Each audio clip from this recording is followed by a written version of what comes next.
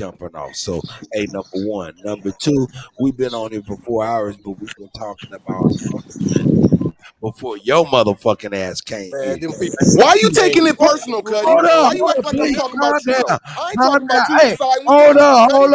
hold I up, wasn't talking about you, Cuddy. Boo, calm down, my nigga. Hold up, calm down. You said we've been on here for 4 hours, and that's not necessarily I true. didn't say Cuddy. But hold up. We ain't been on here for no 4 hours talking about just no dang Callaway. I'm just pointing out real, my nigga. So you can't be inaccurate, motherfucker, and I'm not gonna call that shit out. Hey, Cuddy, why you let me up here, my nigga? Because I like You you, know I was Root gonna come up Word. here and talk law. Because I like you, Root Word.